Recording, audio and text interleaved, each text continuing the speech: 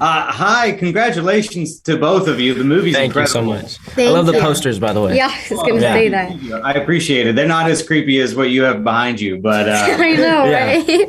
yeah, he's just looking over your shoulder. No big deal. Madeline, I got to tell you, for like 24 hours now, everybody I run into, I've just been saying, you dumb effing fart knocker.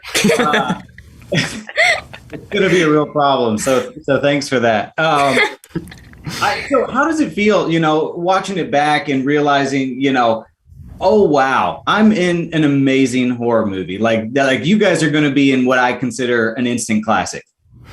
It's amazing. Yeah. I think that I definitely knew that we were doing something kind of special because I've never seen something like a coming-of-age story set in like a horror setting, which is really, really cool. And I think Finney and Gwen are definitely kind of like the heart of the film, Yeah. And seeing everybody's reactions so far has been nothing but love. So. Yeah, it was truly an honor to get to play these characters and be in this movie. I almost didn't get to do it, which is why I will always be grateful for Scott because he moved the movie for me. This show that I was doing at the time interfered with the schedule of the Black Phone, and he moved it so I was able to do it. I think I would have cried if I didn't get to. Oh, wow. That's amazing. That's so cool that he not only moved it, but it showed just how much faith he had in you to play the part. I mean, Yes. I actually just got done talking to him and I mentioned the fart knocker thing to him. And he said that that's the line that you did in the audition that made him laugh so hard that he was like, you had to be in it. And I was like, well, you nailed it because that line taught me. Like I said, I've been saying it to everybody.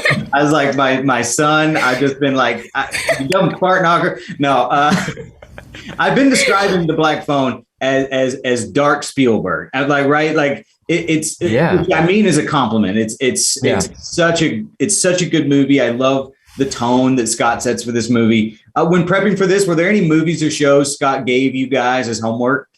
Well, I did watch this one film that I love so much. It's called 400 Blows. And it's this 1952 film, black and white. It was this French movie. And it talks about childhood trauma, and this kid in the film goes through so much, and that really helped me, find who Finney was. So I watched that.